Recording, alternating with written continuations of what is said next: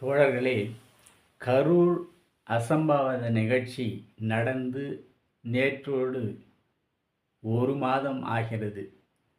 1 மாதம் ஆன பிறகு தவேக கட்சியினுடைய தலைவர் திரு விஜய் அவர்கள்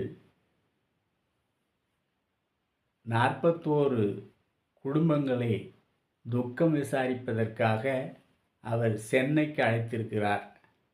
அப்படி சென்னைக்கு அழைத்து ஒரு பெரிய ஓட்டலில் ஏற்பாடு செய்து ஒவ்வொரு குடும்பத்திற்கும் ஒரு ரூம் போட்டு கொடுத்திருக்கிறார். அப்படி கொடுத்துவிட்டு அவர் ஒரு ரூமில் உட்கார்ந்து கொண்டு அந்த ஒவ்வொரு குடும்பத்தினரும் அவர் இருக்கக்கூடிய ரூமிற்கு சென்று அவர் துக்கம் விசாரிப்பதாக அமைந்திருந்தது. இப்படிப்பட்ட ஒரு விஷயம் உலகத்தில் எங்கேயுமே இதுவரை நடைபெறாத ஒரு செயலாக இது காட்சியளிக்கிறது. யாராவது துக்கம் விசாரிப்பது, துக்கம் நடந்த வீட்டிற்கே நேரில் சென்றுதான் துக்கம் விசாரித்திருப்பதாக இதுவரை நாம் பார்க்காத ஒன்றல்ல. இதுவரை அப்படித்தான் நடந்திருக்கிறது. ஆனால் இந்த விசித்திரமான துக்க விசாரிப்பு இது சென்னையில், அதுவும் விஜய் அவர்கள் நடத்தியிருக்கிறார்கள். அதிலும் இதை கலந்து கொண்டவர்கள் எப்படிப்பட்டவர்களாக இருப்பார்கள்?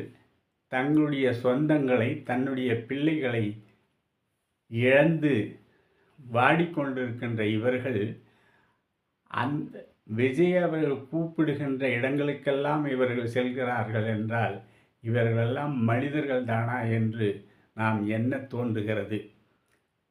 குழந்தை இல்லாத போது இந்த தாய்மார்கள் எல்லாம் ஏதேதோ கோயில்களுக்கெல்லாம் சென்று பிள்ளை வரம் கேட்கிறார்கள். அப்படி அங்கு சுற்றி இங்கு சுற்றி, ஆலமரத்தை சுற்றி, அரச மரத்தை சுற்றி, வேப்ப மரத்தை சுற்றி, இப்படி கஷ்டப்பட்டு கோவில்களுக்கெல்லாம் சென்று பல வருடங்களுக்கு பிறகு சில பேர் குழந்தை பெறுகிறார்கள்.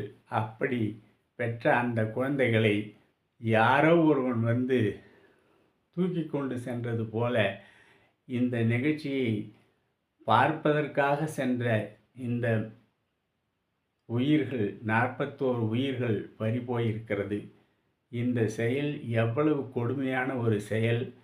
இதை இப்படி ஒரு துக்க விசாரிப்பு என்பது உலகத்திலே நாம் இதுவரை காணாத ஒரு செயல். இது நம் எல்லோருக்கும் ஒரு பாடம்தான். ஏனென்றால் தமிழ்நாடு கல்வியில் சிறந்த தமிழ்நாடு என்று நாம் மார்த்தட்டி கொண்டிருக்கின்றோம்.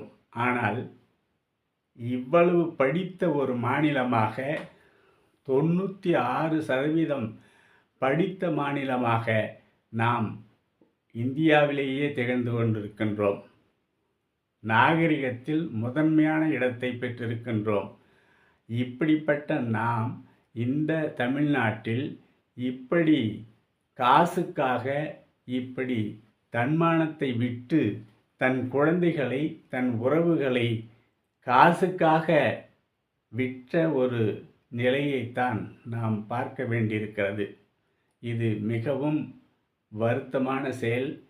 இதை நாம் அதிகமாக பேசுவது கூட தவறு என்று தான் நினைக்கிறோம்.